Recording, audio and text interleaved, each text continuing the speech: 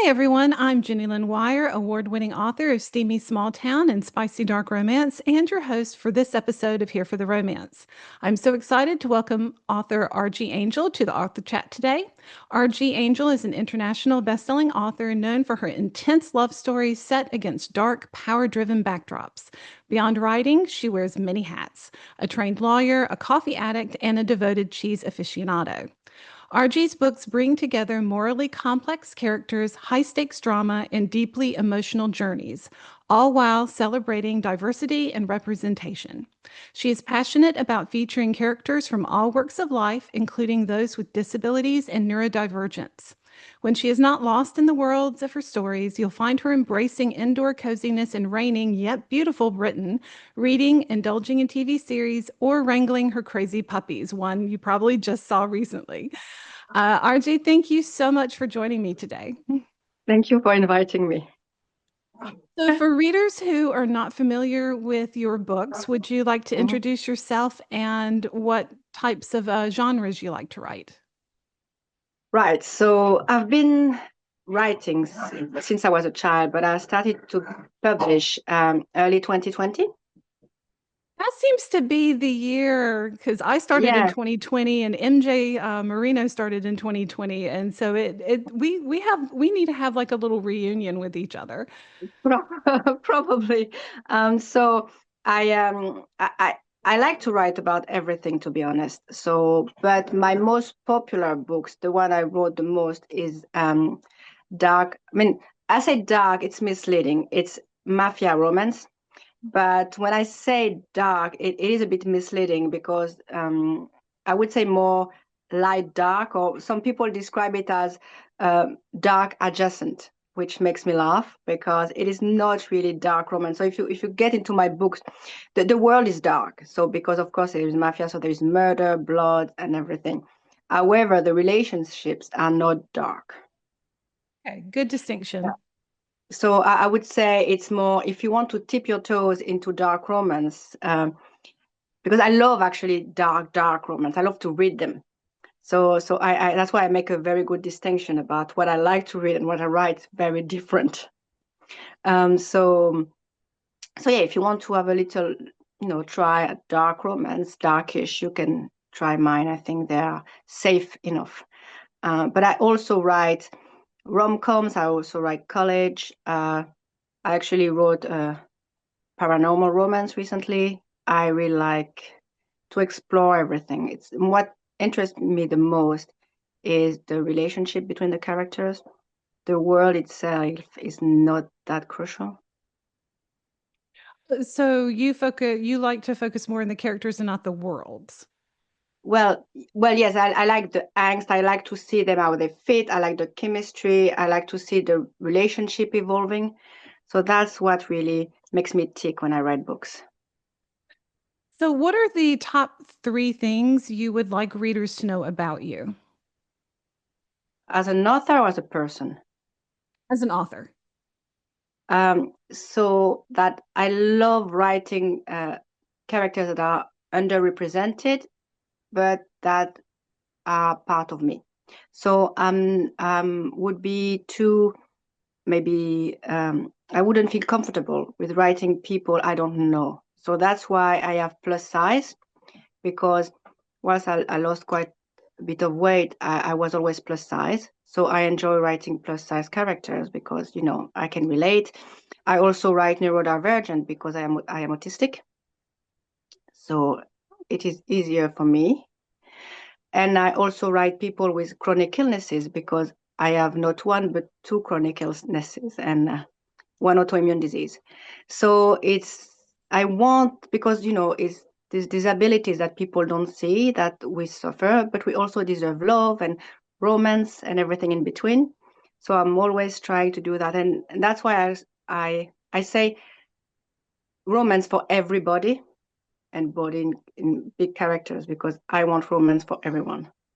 So So that's the main thing. that's something that I wanted to dive into because I read your book Fangirl, Mhm. and we'll talk about that book in a little bit. So your passion for featuring diverse characters. including those with disabilities and neurodivergence, like you said. Um, so, like in Fangirl, your FMC, Amy, she has fibromyalgia, and you really describe her daily struggles with her pain management and with her flare-ups in the story. So, when writing these types of diverse characters, do you do any research to prepare, or do you focus mainly on your own experiences? With Amy, Amy is a lot like me in so many aspects. So I did not research Amy. Amy is me, the medication are mine.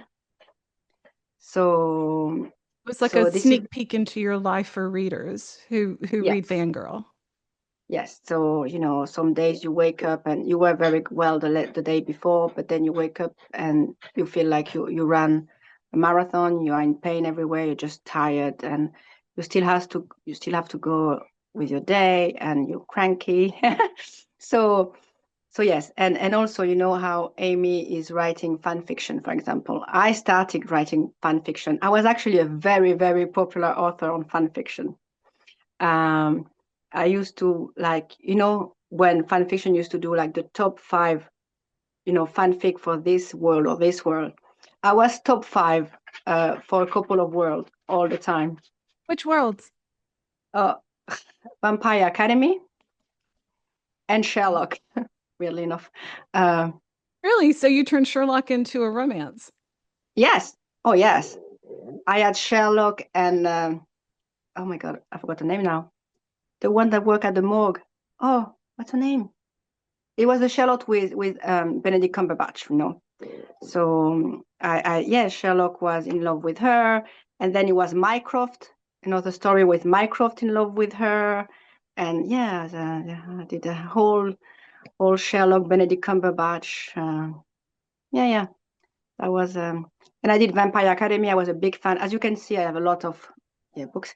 I was a big Vampire Academy fan, so I wrote my version of every single book of the series. I got Rose in love with, ended up with Adrian. Then I said, oh, why not have Rose end up with Christian?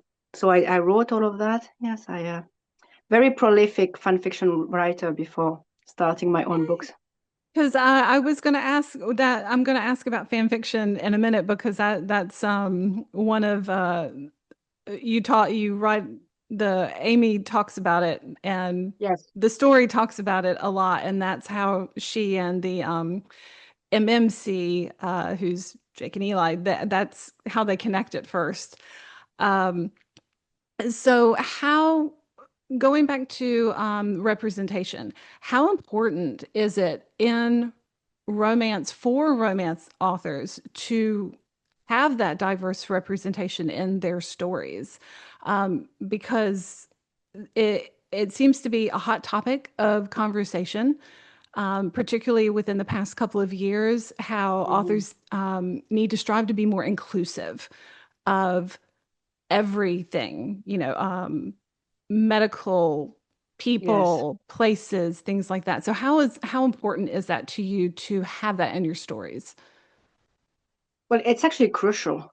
It is for me because there is a certain awareness that people don't have, and and a lot of authors and who want to write diversity sometimes, if you don't have the first-hand experience, it's very difficult because no matter how much research you do, you always cannot to render it justice. So for example, my first book, where I tried to do neurodivergence, despite being neurodivergent myself, I was terrified to get that book out. I was terrified. I was scared that people will not respond to it. I was scared that people will not like it, that I will offend some people because, as neurodivergent is a spectrum. Nobody is the same. So I was scared that people will think I am not neurodiverse, or that, oh, well, my daughter is not like that, or I'm not like that. I was very, very scared to get that book out. And I released it anyway. And the response I got were amazing. And I got a lot of private messages saying thank you for writing this story.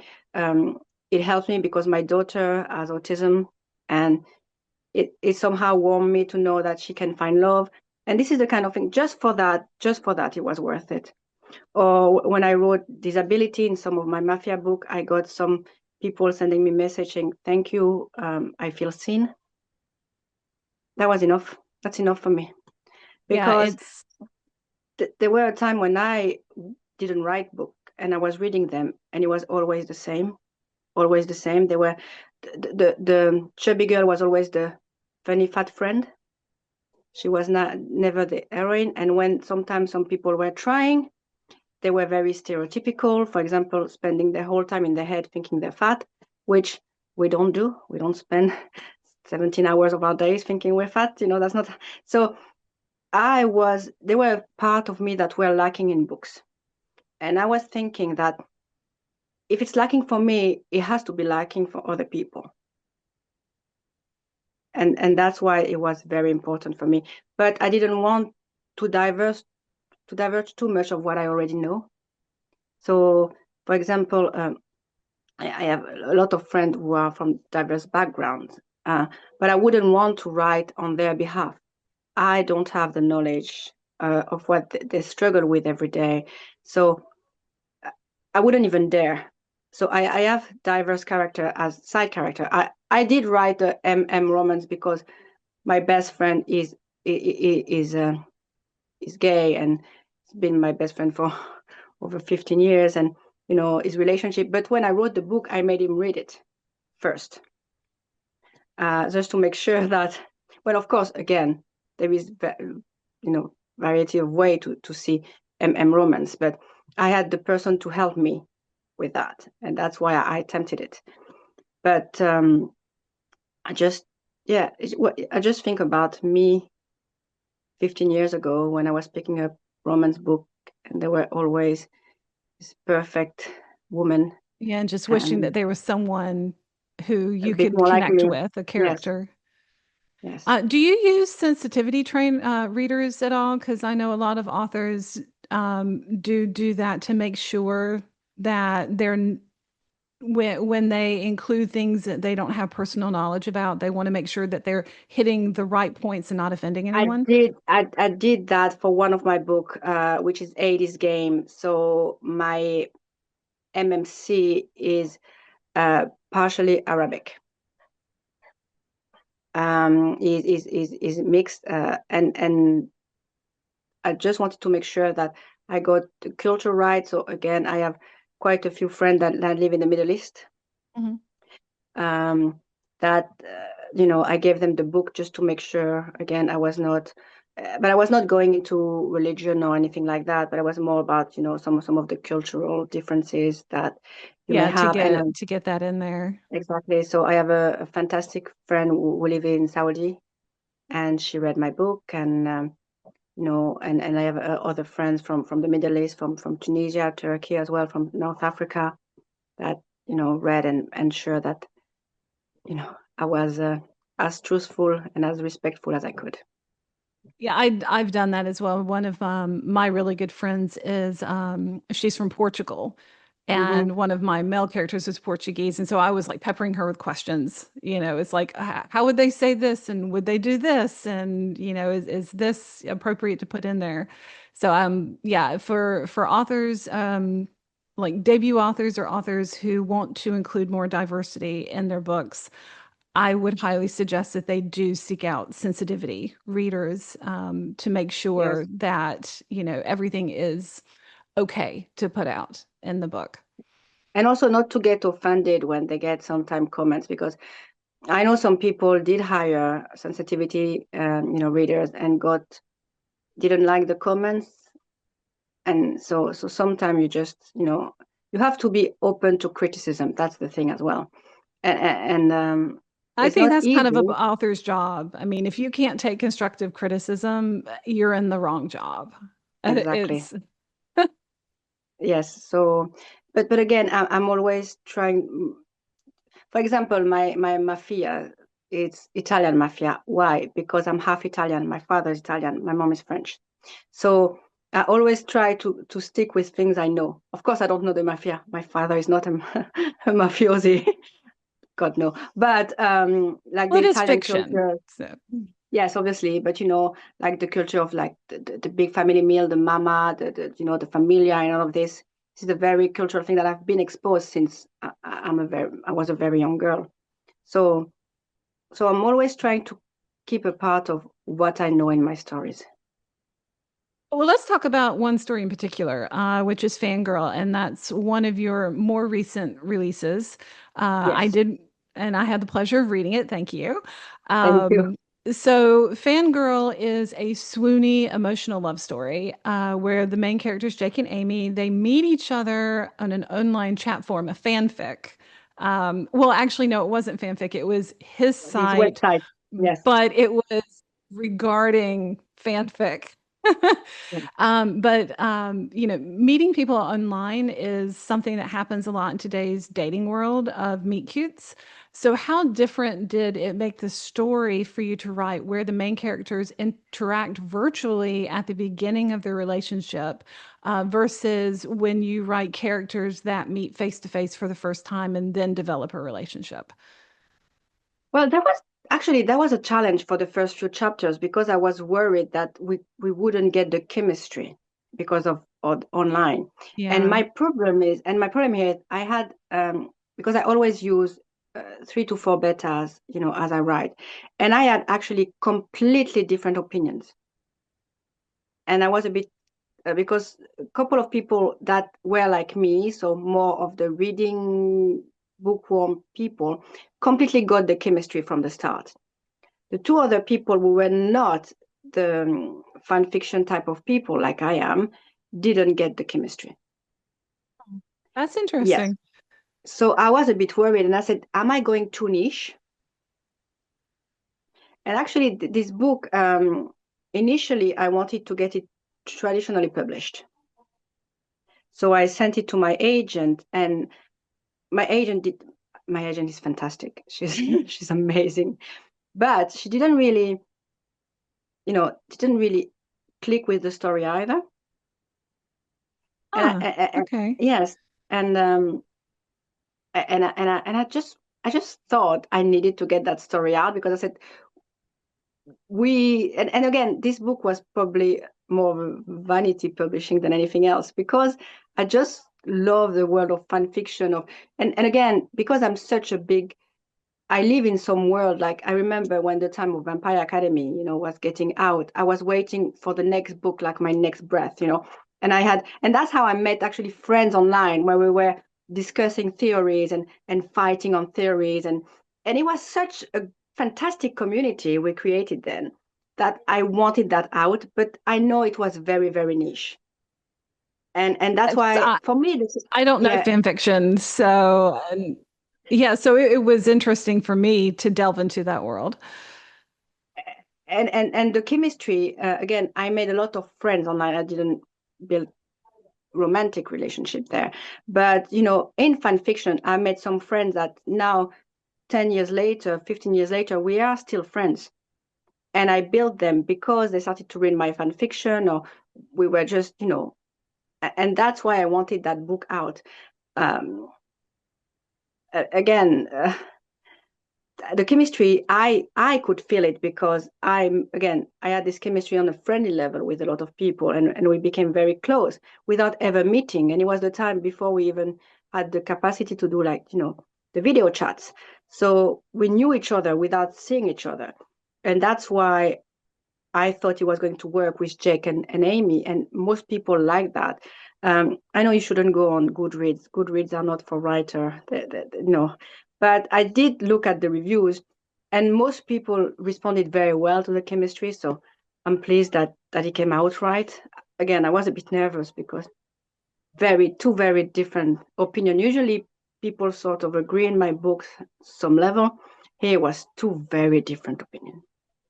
I mean, if you haven't experienced that online connection, it could be, because I'm virtual friends with a lot of authors that I will never meet in person, but we're really good friends because we know each other virtually. So if you're not used to that, it may take a little bit for a reader to kind of get into that world, but I thought it was a fantastic story. I really enjoyed their relationship. So following up on that, Hmm. every romance has a muse. It Yeah. could be another story from another author, an actor, or photograph, or a song lyric. Um, so Jake, aka Eli, because he has his Hollywood name and he has his real name, is the MMC. He's the famous Hollywood actor. So was there a muse that inspired you to write him, and in particular? Uh, well, it's a couple of actors really. There is, I don't know what's happening today with me, but I think it's perimenopause brain. I'm forgetting names. But there is Scott Eastwood is one of them. Scott Eastwood is the son of Clint Eastwood, kind of like the way he present, like all. Oh, okay. And there is also the guy from the new Twister. He has like such a big smile, and his smile makes me smile. So, um, I and can I see like the that. Yeah, yes, I can see Jake as him. Okay. I've now got a mental picture of Jake in yes. my So head. yeah, so actually, that's because of him that Jake is born. So when I saw his smile on TV, I didn't even know who he was, and it was just a scene. And I looked at him, and I'm like, I don't know this actor. And then my head started to talk about how you can look. And he had a photo of him. He was at one festival or something, and the photo, he didn't know he was taken into photo, and he looked sad. Mm. And when I saw that photo, I said, "Huh, you see this big smile, and then you see a photo of him when he looks sad." And that's how Jake is born in my head. So he's born of the duality that you probably have in Hollywood. When you have the big smile, you're happy, but inside you're miserable. And there is so many actors that, die of drug abuse and alcohol abuse and everything. And you don't do that if you're happy. It's not the kind of things you do. You don't get lost in drugs and alcohol, if you're blissfully happy. You have something missing somewhere. And that's how Jake is born. And it's funny because one of my friends was telling me, you can't, like, I can't write an actual rom-com to save my life. Like every time I try to write a book that is happy and fun, and then the more we go, and then you see struggles, and you see, and my friend laughed so hard, said you can't write just a happy rom-com to save your life. It's always have to have like very personal trauma and In things the to angst and yes. And honestly, it's right, because I genuinely try, and it starts happy, ha ha ha, and then it goes then completely. you veer off. Yeah. That's Oh, funny. So, uh, are any other characters in Fangirl or any of your other books, are they based off real people? oh, not real people. Allegedly, none. But Allegedly none. I like that. uh, well, there is a bit. So, for example, well, Will is actually Will stole the show. I'm in love with Will, so I started to work on his book, but his book is very dark. So Because he has a dark backstory, he but has, and he he's was a very, really good friend to Jake. yeah, So, but he's very self-destructive. So I started writing his book, and I'm hesitating to continue because it you know how when you're an independent author, you have to follow a certain mood, right? mhm. And unfortunately, for example, Fangirl didn't do well at all because it's a completely different genre. So again, it was a bet, which maybe again it's a bet I can allow myself to do because I have a full-time job. So it's fine if my books don't do well if I want to try. But then, if somebody likes Fangirl for the mood and the swoony, and I'm not sure they will like Will's story Oh, really? So it's going to be because that it different. it is far darker because you get into the depth of his depression and his trauma, and Mhm. so it is far darker. So I think this book might actually be more pleasant for my usual readers. Oh my goodness. Okay. So this is a bit where I stand here, really. But if you're asking me actually if I have a muse for some of the books, I have a funny story for you. I have a book which is a Merciless Protector. It's my third of my syndicate series. And that's the book where I actually wrote my first neurodivergent heroine, which I was scared to write because she's plus size and, neurodiverse. And her name is Iris and is the head of the Irish mafia. He And is. no, she's just a wait. I mean, she's a waitress, and he is the head of the Irish mafia, Oh, he is. right? Okay. And he's inspired by Charlie Hunman, the guy from Sons of Anarchy. Okay, so and it was always him in my head. And I had even an artist do drawings, so I have like the character art where it's Charlie Hunman, basically. So I went to Comic-Con and Charlie Hunman was there. So I said, I have to go Oh, and see him, right? So I went to see him. I got my DVDs of Son of Anarchy, and I said, I'm an author as well, and I have a character that is based on you. And he said, oh, really? So he asked me a question about it. And I said, yeah, his name is Killian and everything. And I showed him the drawing. And he said, oh, I look like I'm up to no good with that girl. And I'm like, well, you are up to no good. And anyway, he signed it for me. And so now it's on my desk. my gosh, you are so lucky. Yeah. That's No, I wasn't. Okay. so speaking of Amy, Mm-hmm. who is main FMC and Fangirl, and the fan fiction part. So you said you dabbled in fan fiction. And you said that you loved writing a couple, but what was your absolute favorite fanfic? And it doesn't have to be to write. What was your favorite one to read that you could, you know, Ooh. immerse yourself in that world? I love Kylo and Rey from Star Wars. Kylo Ren and Rey from Star Wars. There- Yeah, I'm a big Okay, so you're completely educating me now. So there's fan fiction about the two of them. about everything. Really? Okay, I'll You have to have check. fan fiction about, oh gosh, any book I've you been living want. under a rock for 6 years. So, Oh God, no, fan fiction is amazing. Like, oh, I used to write, like I used to be a big fan of I used to do crossovers as well. So I used to be a big fan of Supernatural. And I was a oh, big fan of yeah. One Tree Hill. Well, I'm a One Tree girl.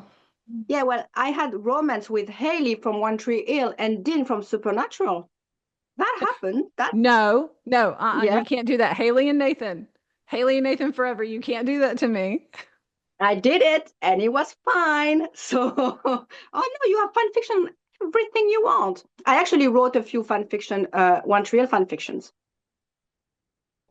About, No, it was Nathan and Haley, and okay. that one. Okay, you've But I redeemed have, yourself. Thank you. but you know what? I didn't like Peyton. I didn't like Peyton. I didn't like her at all. So yeah. So but I had a fan fiction where when Haley got pregnant with Nathan, well actually then she ran out of town with Lucas and they lived together and not as friends, right? And Nathan find them 5 years later. So I have like plenty of fan fictions like that. Oh God, yes. Gosh, okay. I'm gonna have to check some of that out.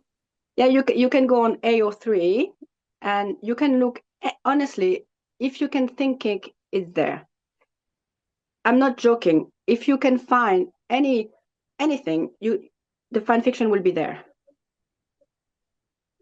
Wow. Any couple, and I bet to you, any couple, anything. That's crazy. Okay, you've got my little brain of, you know, I can think of my favorite characters that I want to get together from different things. But let's go back to your story, Yeah. and the love story between Jake and Amy. Hmm. When I read it, I thought of it as like because of how they meet virtually, and then it's basically like skyrocket, it takes off from there. And so I would consider it an insta love soulmate. So it's like when you look at a person and you just kind of know that they're destined to be your forever. Mhm. So do you believe in soulmates? And is that why you incorporated that aspect into their love story? I do believe in soulmate, but it doesn't have to be romantic. So I am probably the less romantic person you can find on the whole planet. Actually, in real life, it's bad. But I do believe there is people you're destined to meet, people with destined you click. I do believe that, and I think the online part of it made it better because I think once you add, the way people look or the way people that takes a lot out of it, and that's why I had to have them meet online Make because that real emotional connection first. yes, and it's freeing as well because if you don't have to be self-conscious, you don't have you can just be yourself because you're sort of protected behind a screen. Yeah. Um, Yeah. so because Amy said things to him that she would not have said to anyone because it was just that friend behind the screen where she felt safe. He was But their, I do Jake was their safe place. yeah, do I believe in soulmate? Listen, I'd like to believe it's true. That's where I'm going. Yeah, I like the idea, and if it's true, then good for them, I guess. Um, Well, I'm going to kind of drop a little thing because I know my husband's hearing me now, but he's my soulmate. He's my forever. So I do believe in soulmates. and that's great. And again, I'm not opposed to the concept. I'm not saying it's wrong. And I've seen people very happy their whole life. I have friends who met when they were 14 and now they're in their 40s and they're still just as in love that they were when they were 15. So I'm not saying otherwise, but it's just in the world in which we live now, it's so individualistic that I'm not, but again, not opposed to the concept. Not for me, though. Thank you. But not opposed to the concept in general. So let's dive into some fun things because I like to Hmm. do some just for fun questions. If Jake, it, I want to say Jake and Eli, so I do Jake slash Eli because they're the same person. If Jake was a real person, what current movie would he be perfect to play the lead role in? Ooh, that's a very good question. Um, I think like sort of superhero, but also with emotion. So maybe a Doctor Strange. Doctor Strange, I yes. love Doctor Strange. I have like all the figurine of Doctor Strange. Yes. So I would see him more as a Doctor Strange because he used to be that big Thor, action hero. But since he met Amy, he accepted the fact that, he's more than that and he's ready to show more than that. So I would still see him because he's gorgeous. So of course he still has to play the gorgeous man, but with more emotional range. So yes, I would see maybe Doctor Strange or like I could see him like Dracula, you see. I'm a big fan of Dracula. I love Dracula. So it could even be Kylo Ren, to be fair. But where he doesn't die at the end. Spoiler, I'm sorry if any oh no, it's been years. Listen, if you haven't watched it, that's your fault. So, have you ever had a secret crush on one of your characters or another character from a book? Because I know I do. I've got tons of book boyfriends and Oh, I do not share. I have so many book boyfriends. I used to fight with my friends. We used to do a list of who is mine and who is yours. Like it was ridiculous. Like we used to fight so bad. So for example, I have a friend. She's as much as a bookworm than me. We used to do our top 10 of our boyfriend. So and like it was just like cheating if anybody wanted to steal him. It was on my list. Like Peyton is on my door. Peyton is under me. That's the same. Like we have our list. So I have a few books boyfriend. It depends of what you want as far as if it's fantasy, if it's for example for small town, for example, I would say Kate Eaton from Elsie Silver Heartless. Really? um, is daddy catty. Oh, he's hot. Then if you go more mainstream, maybe if you well, of course, if you go Sarah J. Maas, for example, I'm a Cassian girl, or Vampire Academy. I used to be an Adrian girl and a Dimitri. I wanted both because I'm greedy. Um, yes, I have many, many, many, many, many poker boyfriends. Okay. And will you throw down? Because I have my friend, she is fanatic about a couple of characters and she will fight you if you try to claim them as your own. No, but the thing is if I'm not happy where if I shouldn't say that actually, but if I'm not happy, for example, of where the author is taking him, I will write my own version on fan fiction. Hey, oh my goodness. If I'm not happy So where it's going, I'm like, no, it's not how it's you supposed to just go. create your own. Yeah. That's really cool. So what is your most favorite scene from one of your books? Drop the name of the book and the scene from that book. Uh, mm, there is a few books. So there is one, there's a few so do you want, yeah, so romantic scenes, for example, it's one of my latest mafia book, which is actually inspired from Kylo Ren. Um, and I'll show you the artist cover, and you'll see it's actually the character looks a bit like him. I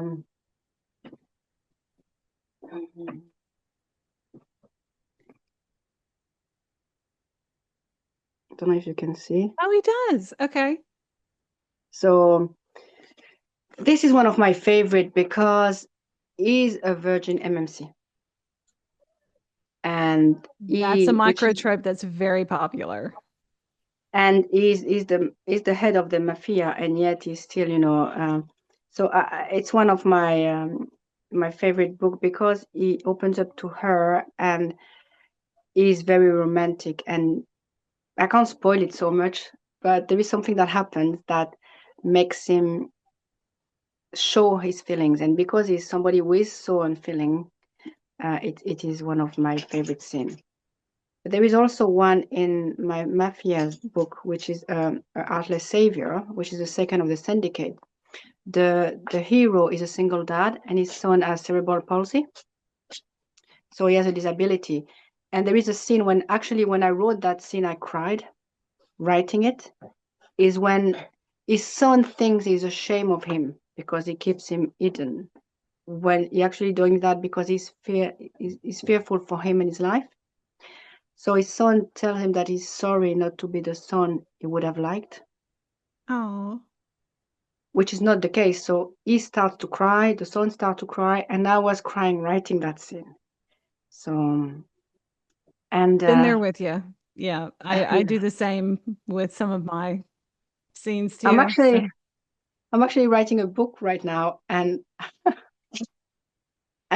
I killed someone which I had to kill, and I was just crying, and I was like, I just don't know why you do that to yourself, but yeah, because it so makes good stories. yeah, I yeah, love it when I make people cry. Apparently, I make them cry all the time. it's just yeah, and the thing is, that I read. It's funny because I love to read. I don't have the time that much anymore, but I get really invested in my books, and it happens a few times when I think it was me before you when I read Me Before You. I cried so hard that my mom came back, and I was there, and I was just like sobbing, and it was coming out from everything, and she was telling me, "But what's happening?" And I couldn't reply. I was like, and she thought somebody died, like in the family. I mean, like she was just in panic, and I was just like pointing at the book, and she was like, "I see." So yeah, I need to feel when I write and when I read. That's very important. Yep, you need to feel it. So what is your favorite trope to write? So what's your favorite trope that you like to write, and what's the favorite trope you like to read? Because a lot of times they're different. They are very different. Yeah. Um, I actually I love to read enemies to lovers. Mm. And I don't think I write it very well. So, for example, every time I write, and because again, I'm not that dark, I think my enemies to lover are not really enemies. Um, but what I love to write is slow burn. I love slow burn. Yeah. So So slow burn, closed door or open door? always open doors. Always open door. But I love the building of my relationship. So, for example, in this book, and that's why I need to make, because I don't have many sex scenes in my books. Um, When you do, they, you want them to have an impact.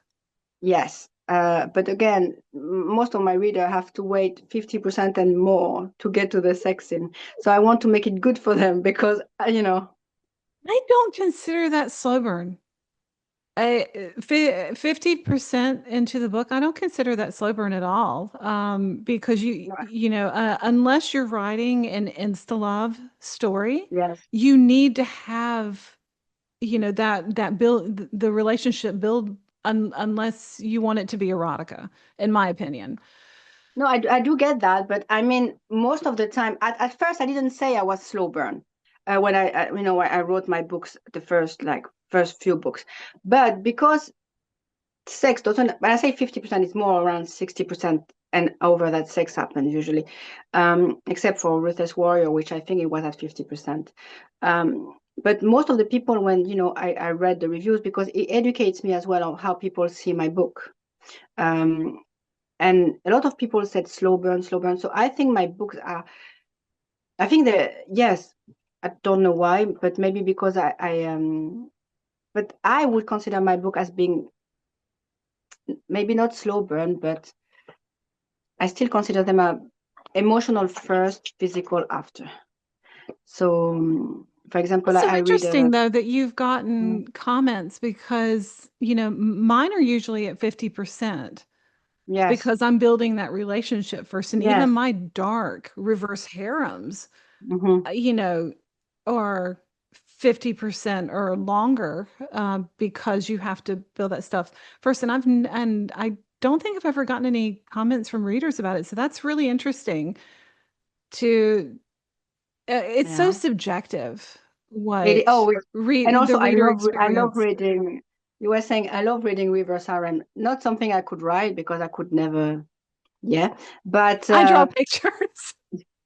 but but I love reading reverse harems. Actually, I have quite a few on my because behind me is my fantasy romantasy shelf, but here is my yeah. I've got quite a lot. I've got like most of the CM Stunnish book. Yeah, I've got quite a lot. I enjoy them if they were written. But Yeah, I feel story first before yeah, anything, but that's just, that's the type of writer I am. So I think you and I are very similar. It's build the relationship first. yeah. For me, it's very important. I have only one book where sex happened from chapter one, but then there is no more sex. The whole book. It's called The Mistake, which is obviously a one night stand that leads Mm. to a surprise pregnancy, and you find out that he's actually the brother of her best friend, who she's pretending to date. Wow, so you have the fake dating, the brother's best friend, the Yes, secret pregnancy, the yes, you a lot. Yep, you're hitting those tropes. So the I'm going cause to of birth. wind everything up. Mhm. Thank you so much for joining me You're today. I welcome. really do appreciate you coming on. You can find RG Angel's books on Amazon and Kindle Unlimited. I will provide links to her website and some of her most recent releases in the description box below. And then until next time, everybody, happy reading.